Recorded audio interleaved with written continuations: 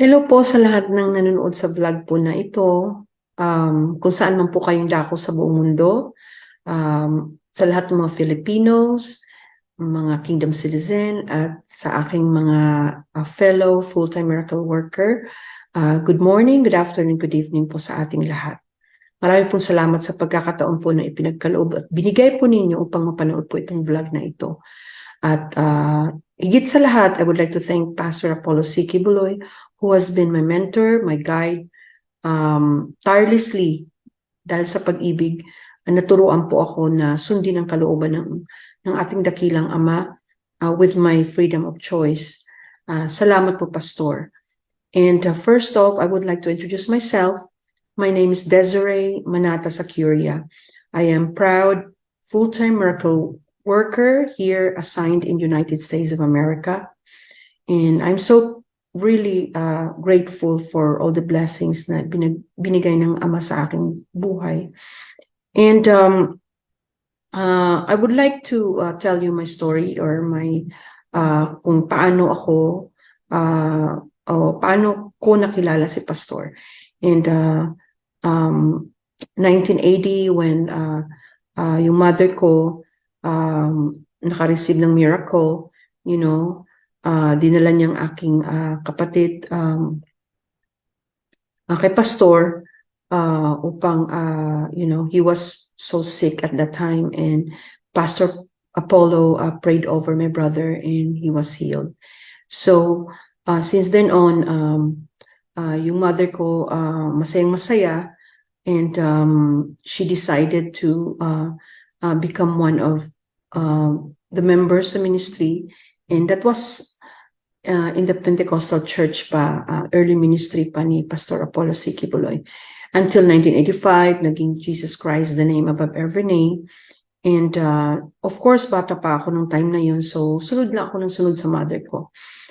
Hanggang sa naging 12 years old ako at time na of course, na pwede na akong mamili kung anong ikakabuti sa akin or makadecide kung ano yung masama at mabuti. So with the series of orientation, nag-decide ako na mabaptize.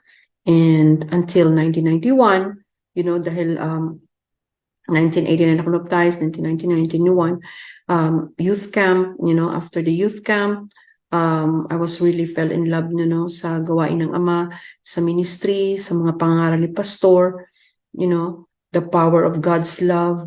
Talagang ang lakas ng presensya ng Panginoon at that time na yun ang talagang nag-guide sa akin na mag full-time. But I was only high school at that time, with all the circumstances. I have also my personal story, so kaya doon ako, doon ko nasumpungan ang totoong peace of mind, na when I decided to enlist myself to be one of the full-time miracle workers. That was 1991. Until dumating yung 1992 na dumadami na yung mga young people na umatin sa youth camp. So marami nag-enlist as well after the youth camp. But during the youth camp, I was so blessed na binigyan ako ng pagkakataon to join the music, competition, and I was so happy, and blessed na as well na I'm one of the winners, and na-mold ako sa music. Since then on, nanalo ako, then tinrain ako sa music. Then every Sunday, kumakanta ako sa kung saan man ako na satellite church pa noon or KLC or local church ma-assign. So nagpapasalamat ako sa talento na ibinigay ng Ama natin na makapangyarihan, our Father Lord Jesus Christ, and of course, just like what the Bible said, na ipagamit natin yung ating mga talento. So salamat at nabigyan ako ng pagkakataon na i-share yung aking talent, And 1992, marami ako nakilala mga young people, naging full-time sila. And one of the young people nga na nakilala ko, ang Caminong Sisters, na naging um, si Arlene, kami nung Stone, na doon ko nalaman na classmate ko pala siya. You know, or siya yung nakikita ko sa school na naging young people sa Kingdom. At first, nag-full-time yung kapatid niya, si Estrella, kami nung Tormes, and sumunod din siya. So, naging close kaming dalawa at the time, you know, as in close kami. You know, bilang yung people kasi, gusto mo yung meron kang kabatch, di ba? Gusto mo yung may kausap ka, gusto mo yung may kakampi ka. Yung parang, yun yung human being na it's a human being thing na may kabatch ka ba na pwede kang, or I would say yung pwede mong pagsabihan ng where you can open up things, so which is, you know, yun ang closeness na namin ni Arlene. So we were really close, as in pareho kami ng tinitirahan, pareho kami ng tinutulugan, you know, at karanasan din. And of course, at the time, dahil nga maliit pa yung ministry, merong kaming mga fundraising, you know, alam namin yun na mayroon kaming a project. So in Unity, of course, you know, lahat kami, you know, wala namang exempted sa amin, but in Unity, you know, nagtinda kami, you know. At sinabi na rin to ni Tring sa kanyang vlog, sa kapatid ni Arlene, na sa aming pagtitinda, hindi kami pinwersa. Of course, you know, we have our own freedom of choice, hindi kami pinipilit. So that was 1990, 1992, 93, 94. So I was one of the best sellers. As in, I would say, alam ng mga kasamahan ko yan. You know, when you say, nagtitinda ka ng putot kutsinta or fundraising, hindi na yan big issue. Actually, kasi my parents were vendors, so hindi siya naging issue sa akin yung magtinda. So hindi ko never man namin na feel na we were being trafficked or yung pinilit kami. Walang ganyan. Alam naman ni Arlene yan. Ewan ko bakit siya gumagawa ng kwento ng kasinungalingan. Alam mo naman yan. Hindi man tayo pinilit noon. Masaya pa nga tayo eh. Tapos umuwi pa tayo sa bahay niyo after. Then, nagtutulungan pa tayo. You know, minsan pag hindi naubos yung tinda mo, tinutulungan kita. And then, ang layo ng Davao City to Katitipan to, you know, sa Cathedral. So, kung gusto natin na talagang hindi na bumalik sa ministry o sa compound noon, we can do it. You know, we could do it. But siguro, kasi naramdaman natin yung talagang yung calling. It's a calling, okay? Tama yung sinabi sa Word of God, no, na sa sinapupunan pa tayo ng ating ina, meron ng tadhana na gusto ng Ama ng Diyos ng ating tatahakan. So, you know, I believe, you know, yun ang aming destiny, or yun ang plano ng Diyos sa amin, no? Nabiging kabahagi kami sa ministry ni Pastor Apollo C. Quiboloy. At ngayon naintindihan ko talaga ng lubusan yan. Hindi ko maintindihan kung bakit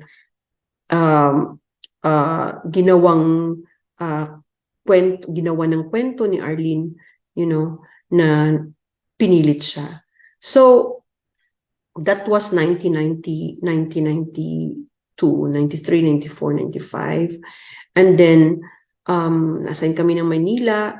And of course, you know, nagtutour kami. Ano pa nga kami, masayang-masaya pa nga kami. Then, naikot namin buong Pilipinas sa pagtitinda. Alam mo, it was not a big deal at all. I don't know bakit, you know, ginawang kwento at big deal, especially nung sinabi ni Arlene na yun ang ginawa sa kanya 15 years old. Hindi ka nag-iisa. You know, hindi ka naman nag-iisa, pero hindi tayo pinilit. You know, na gawin natin yun. Kasi may kausa tayo eh. Masaya pa nga kami dahil yun yung first telecast si Pastor na Hour of Truth eh. So, yun yung time na naka-contribute kami. We're so happy sa project, yung may Bible School. Marami kaming project na pinagkaisahan at masayang-masaya kami that we were part of it. And until si Arlene, Caminong Sisters, Arlene Caminong Stone and Estrella or Tring Caminong Tormes were assigned in Manila. They were sent first in Manila. Kasi nandun kasi maraming tao, di ba, na magtinda. So, na-assign sila doon. Silang nauna, and then I stayed in Davao. And nabigyan kasi ako ng pagkakataon din na maging part sa music, as I said. So, at naging youth coordinator, when I was, after years of, na pinagkatiwala sa akin, as one of, yung parts of fundraising sa music. So, hanggang sa inassign ako as one of the pastoral. So, but si Arlene kasi, nung after na naasan siya ng Manila, tapos nabalik siya sa Davao, I was there, and then siguro alam mo yung mga administrators namin, tinatawag siya, or kasi dahil nga, di ba, pasaway kasi siya, yung lagi siyang, lagi kasi yan siyang may ginagawang kasalanan, lalong-lalo na sa, when it comes sa, mga lalaki. So, kaya siya tinatawag at fellowship. Of course, we have our own ministry na meron kaming work job, like we call it work job. Maglilinis kami. Meron kaming mga nakakatanda sa amin. So, but they are not, pabulaanan ko talaga yan. They are not spiritual wives na sinasabi mo, Arlene. Alam mo yan, yung gawa-gawa mo na kwento na spiritual wives. There was no such as word from until now. There are no words na pwede mong sabihin na they are spiritual wives kasi hindi naman sila naging spiritual wives. Wala namang ganun. They are plainly as full-time miracle workers and pastorals as well. Nauna, mga administrators natin na naturuan ni Pastor, na-train ni Pastor, at tayo rin tinuruan nila. So, yung big deal sa'yo yun, at para sa'yo yung pastoral ka na. Hindi ka naman naging pastoralin. Huwag mo nang gawing huwag mo nang i-magnify pa yung talagang marami kang alam sa loob, Lin. Wala ka namang alam, Lin. Alam mo naman yan. Alam mo pag nanonood ako or here and there, pag meron akong nabalitaan at nakita ko yung mga sinasabi mo, narinig ko, it's all lies, lalo na yung sinabi mo kay Senator Risa Hontiveros, na naniwala pa sa'yo, na ginawa kang witness. Nakakatawa lang, Arlene. Kaya kilala kita, head to toe, kilala kita, okay? So, nakakadiri na pakinggan yung mga sinasabi mong lies about pastor. The first place, yung rape, alam naman natin na yung ating mga administrators dito, nakasama ko na sila 80s pa, they are actually mga professionals, mga summa cum laude, magna cum laude sa Ateneo. They are smart, okay? And they have been, in the ministry for so long, for 4 decades, nakasama ni Pastor. At yung rape, di sana, kung may ginagawang ganyan si Pastor, di sana, wala na sila dito sa ministry. Bakit ka naman mananatili psychologically psycho ka, yun ang inaano mo. Yan kasi yung pinagmamalaki na you can discern or you can psycho, okay? But i-psycho mo daw kung yung mga administrators na nandito hanggang ngayon na sinasabi mo sa salita mo, sa creative na words mo na spiritual wives, mananatili ba sila? They are, until now, single. Di nag-asawa. Diba typical naman pag na-rape ka, ito lang ha, typical naman yan, pag na-rape ka, yung buhay mo, syempre mag-aasawa ka, yung buhay mo pariwara. O kasi, yung may maapektuhan ka. So, yung mga administrators namin sa loob, they are so happy with Pastor Apollo. Kaya opposite yan, yung mga sinasabi mo, mga kasinungalingan yan. So, sadly, si Senator Risa Hontiveros naniwala. Sana ma'am, Senator Risa, you need to search, yung piliin mo, no, yung witness mo na credible. Kasi kilala namin yan si Arlene Caminong Stone talaga, head to toe. Ako kahit baliktarin man ang itanong mo sa akin tungkol sa kanya, I know her very, very well. I knew her very well.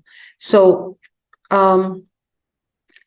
ito lang nakapagtataka, lahat kami, may mga ministry 90s, ako naging, na-assign ako ng Manila, pinadala ako ni Pastor sa Manila as one of the pastors sa 1997. At I was so privileged din dinala ako ni Pastor sa Hong Kong, no? May mga pictures yan, I will show all the pictures and videos later. And I was so happy, no, na pinadala ako ni Pastor doon, or sinama ako ni Pastor himself, no, sa one of his concert crusades in Hong Kong. And then naging youth coordinator na ako at music as well, no, music coordinator.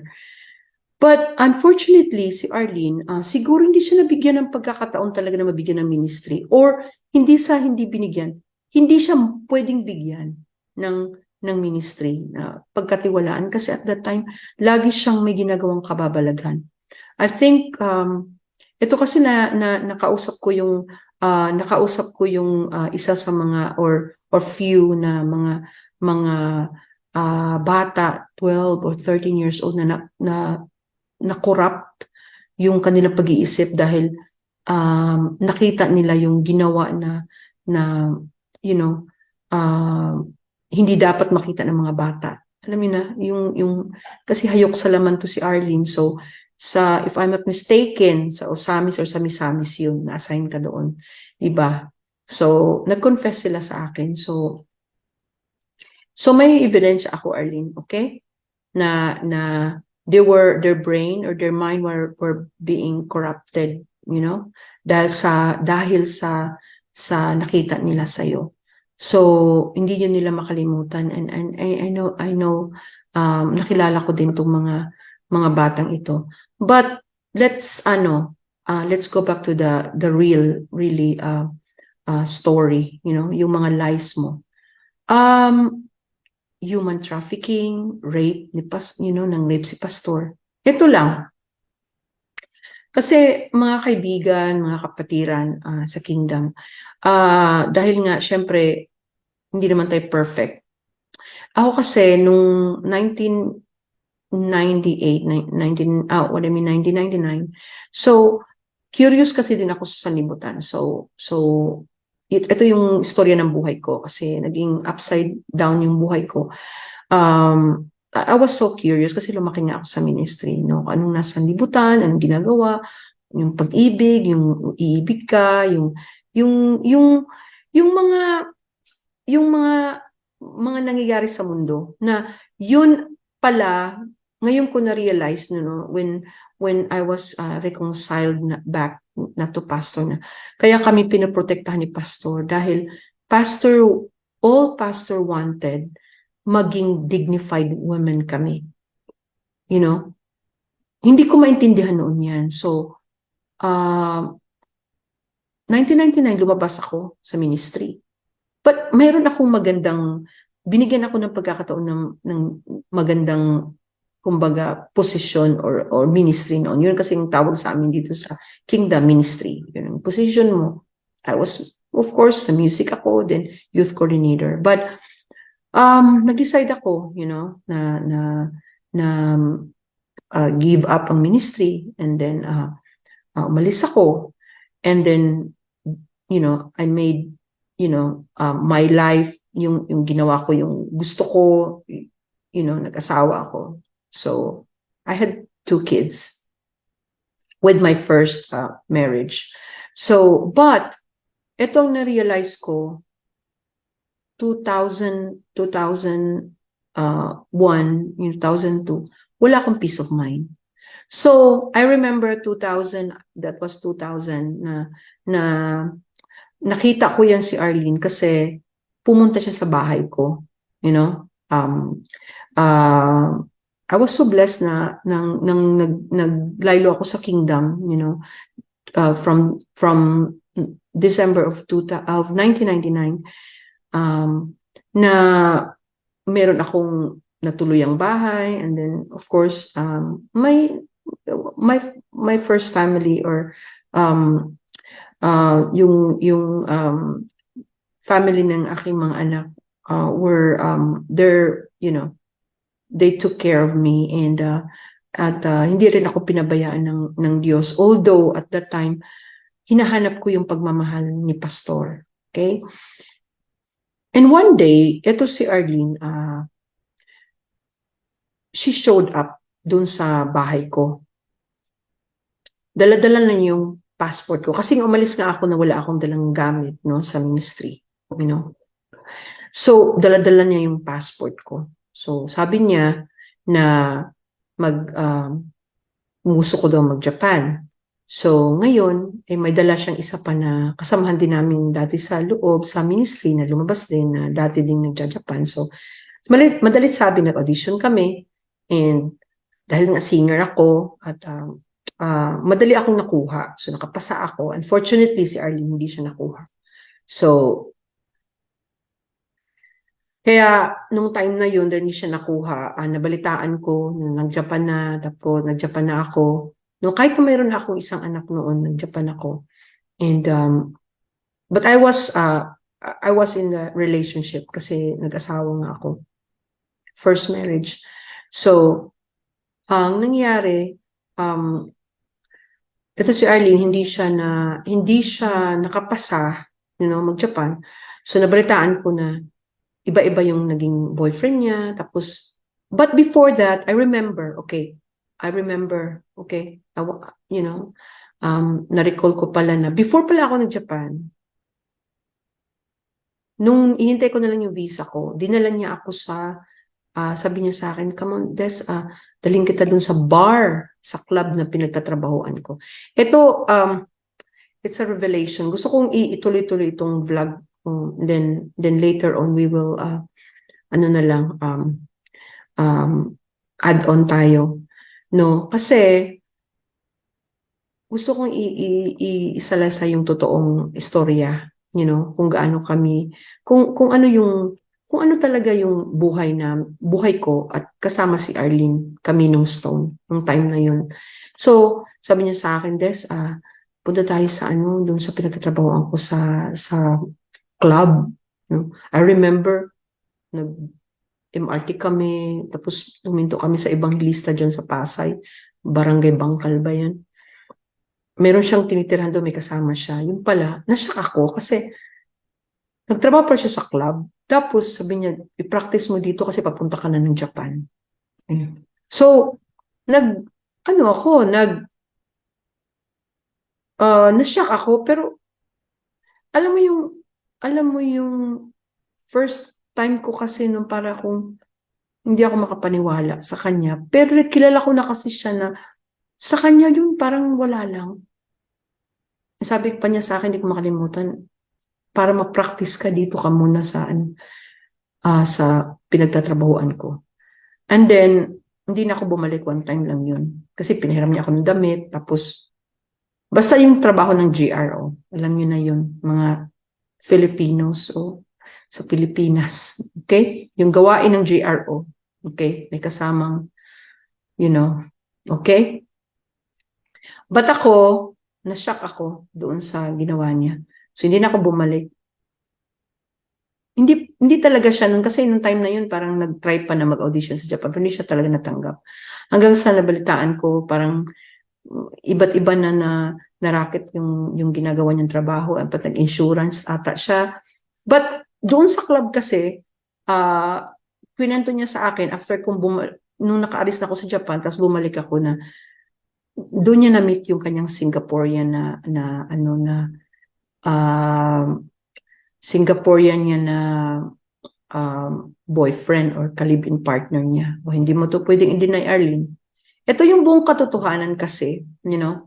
Ito na yun, harapin mo na. Okay? Ako, willing ako dito harapin yung buhay ko, kahit ano man ang sabihin ng mga tao. Kasi, alam mo, isa lang ang pinapasalamatan ko dahil tinanggap uli ako ni Pastor at doon ko nasumpungan ang totoong, peace of mind. Okay? So, mahaba pa to yung aking kwento. So, patuloy tayo. So ngayon,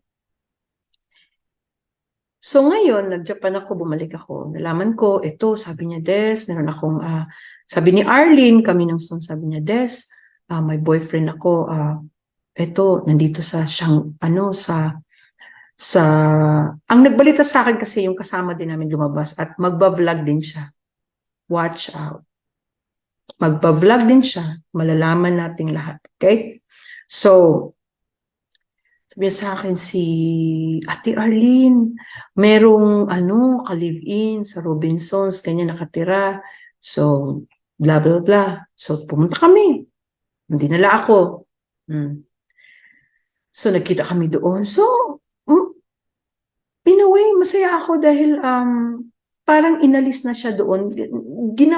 Alam niyo, kahit na ganun ang karanasan namin, no? Or dahil nga siguro gusto ng Ama, dahil inosente nga kami, may time, gusto ng Ama, ng Panginoon na isi-save pa rin kami, sa buhay namin, sa mga wrong choices namin. So, I think, yun ang reason, or sinabi din naman niya sa akin na, ayun, yung na niya, ka-live-in partner niya na magtrabaho siya sa club. Tapos, may mga worst pa na mga sinasabi na ayaw na namin i-open up dito kasi nakakasuka yung mga, kasi nagtatawagan kasi kami, alam mo yung kaibigan, tatawagan, mga kalokohan, kasi out na kami sa ministry, nag-decide ako na nag-asawa na, so nag-Japan ako, so until meron nag-introduce sa kanya, may tumulong sa kanya, nakasamahan din namin, na marunong alam mo yung mga website na, to find a partner, especially Americans, here in the US. So, tinulungan siya. So, hindi pa yan siya marunong mag-English, syempre. So, tinulungan siya dahil magaling yun mag-English yung sa call center kasi nagtatrabaho yung kasama namin na later on, magwa-vlog din. Malalaman din ninyo. So ngayon, tinulungan siya. So excited din ako. That's good na meron kang meron ka ng nakahanap ka. So, sinuportahan siya nung kanyang naging asawa. No?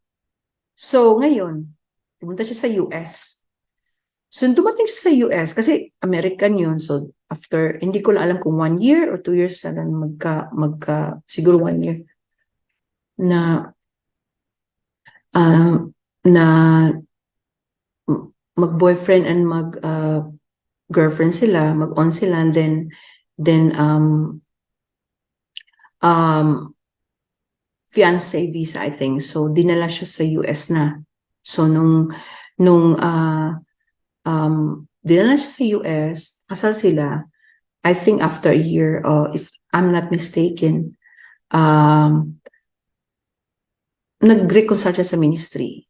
Okay? Hindi ko alam kung sumulat siya or of course, may process kasi ang pagbabalik sa ministry, no? You need to confess, you need to send a letter or phone call. Mayroong, depende yan, no? May process kasi kung gusto mo na bumalik sa ministry ka, pastor. So madalit sabi kami, hindi pa kami nakabalik, yung mga kabatch ko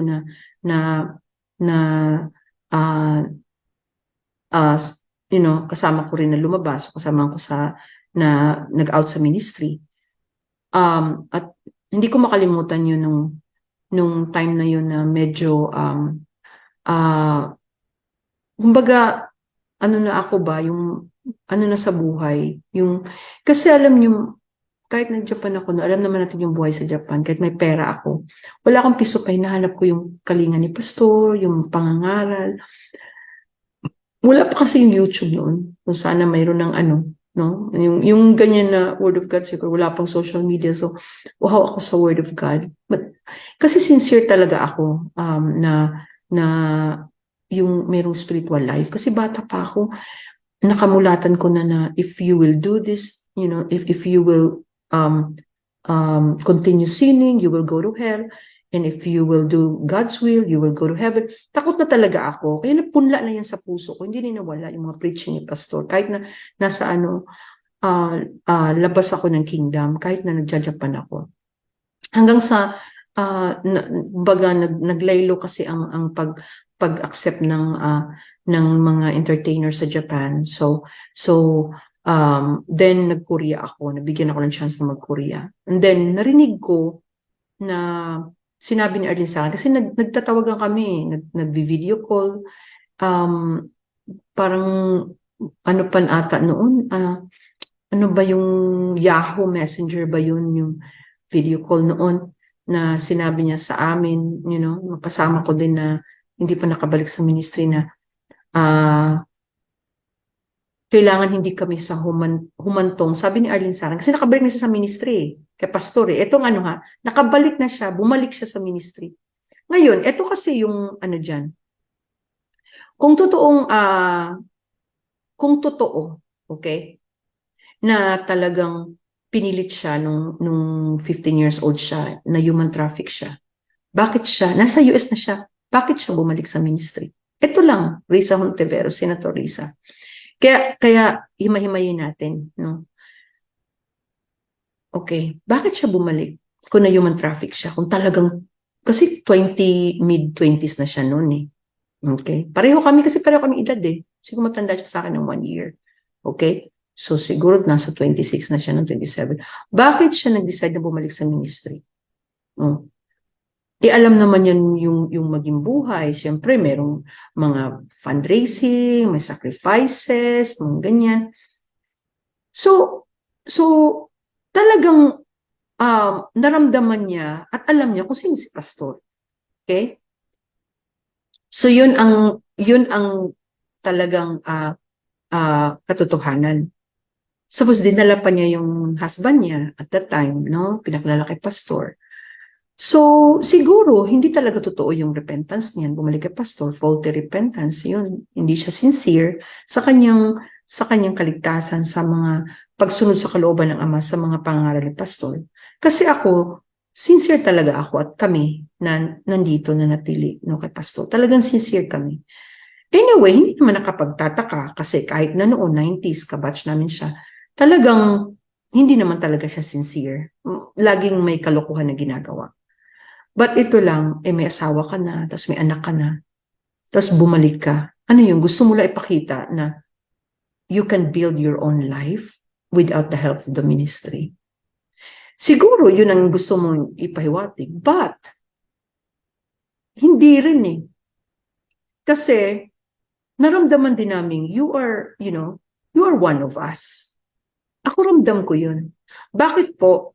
Kasi sinabi po niya sa akin, okay, na gusto niyang pang maging advocate or siya yung maging gagamitin ng Ama na sa aming lahat na lumabas, siya yung magsasabi sa amin na, bumalik na kayo kay Pastor.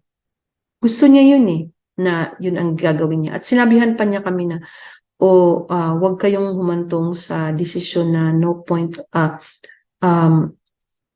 of no return, yung darating na dahil gusto mo na yung hindi ka na babalik sa ministry at hindi ka na ma-reconcile sa Ama through Pastor Apollo.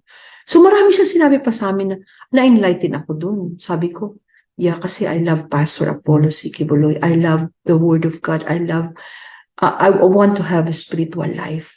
So ang nangyari nasa Korea ako. I was so blessed and na through prayers, binigyan ako ng dreams talaga, ng revelation ng ama na nakabalik ako sa ministry. And then, nakapag-asawa ako ng um, Air Force, military na was assigned in South Korea. So, then, dinala niya ako sa US. So, nung pagdating ko ng US, tinawagan ko agad si Arlene. So, ito yung narrative ko, Arlene, di ba? Ito yung katotohanan. So, dinala ako ng husband ko sa US, and then tinawagan ko siguro nung settled na kami, nung settled na kami, kasi na-assign, may bagong station, Air Force Base yung husband ko. So, nung settled na kami, after 2 weeks ba, or September, and then siguro October, tumawag ako kay Arlene. Sabi ko, Lynn, nandito na kami sa US. Gusto ko ng, di ba, sabi mo, tawagan kita. At sa Korea pa, nagkausap na kami ni Arlene. Sabi ko, tawagan kita pag nandito na sa US. Kinonect niya ako ngayon. Binigyan niya ako ng number sa headquarters namin sa US. Binigyan niya ako ng number. Sige, Des, tawagan mo daw yan. May sasagot sa iyo. Then, tumawag ako. So, siya ang nag-connect sa akin. Siya talaga ang papasalamat ako sa ama. Ginamit ka rin pala, Arlene. So, nakalimutan mo yun? I'm sure hindi mo nakalimutan. Okay? Siya ang ginamit ng ama. Nagpagamit siya. What I mean, she wants to be used to instrument that I will be reconciled back to Pastor Apollo Kibuloy. Nakita niyo? Siya nagbigay sa akin ng number, na tawagan, ganito, ganyan, fellowship kami. Then, concert ni Pastor November 15, that was 2009. Nag-attend ako. Nandoon din siya. Magkasama kami. Masayang-masaya kami, nagkita kami. Okay, tapos one of the concert crusade of Pastor Apollo. So, she was, yun ang hindi ko maintindihan kung saan niya kinuha yung attitude na, or yung storya ba na si Pastor ganito, ginawa ito ni Pastor, kasi in the first place, sa mga taon na naglaylo siya sa paglilingkod, hanggang sa bumalik siya at hinikayat niya kami, naramdaman niya yun kung sino talaga si Pastor. Imposible naman, na pakunwari yun. Years, at kinumbinsi mo pa kami na bumalik. At meron ka pang mga words of encouragement na na-enlighten din ako. Although, of course, gusto ko talagang bumalik. Nag-decide talaga ako noon na bumalik kay Pastor kasi wala talaga akong peace of mind, kahit na may pera ako. Hinahanap ng kaluluwa ko talaga ang spiritual life na nasumpungan ko mula pagkabata. So, yun ang nangyari. So, eto si Arlene, nagtaka na lang ako na parang nakita ko, nung bumalik na ako, unti-unti na siyang lumalayo sa ministry. At nag-confess na siya sa akin na medyo nagkaloobo na silang mag-asawa. Nag-open up ka na sa akin, Lynn, di ba? So, ngayon, kasal sila. Meron siyang, kung ano siya noon sa loob, inulit niya. Na dapat magbago na siya, may nakasumpong na siya ng asawa. Dahil lang, normal lang mag-asawa, merong mga misunderstanding. So, yun ang buhay namin na talagang we are close. As in, close talaga kaming dalawa. Na kung ano man yung problema niya,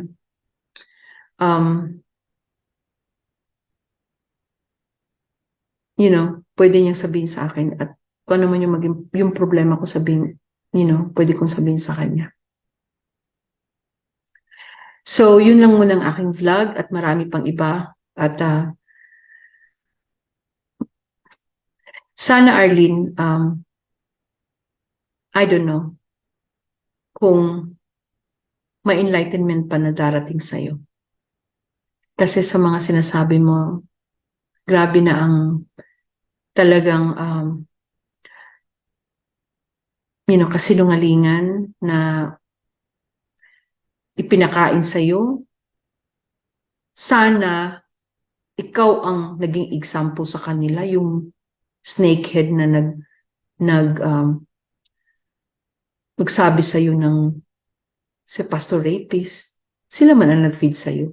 Itong mga pastoral ko no, na ni-rape sila. Nako, pastoral po ako. Yung mga close in, words lang nila yan. Pag pastoral ka, kilala mo si pastor. Alam nyo ba, being a pastoral, until now, kung bibigyan ko ng chance uli, napaka-blessed, no? Napaka-blessed na pinagpalang buhay. At kasama mo si pastor, wala kang mali siya. That's one thing. Ama siya. Si pastor talaga is a true father, spiritual father sa aming lahat. So sa'yo, Arlene, itong mga kasinungalingan na ginawa mo, soon, may hahantungan ito.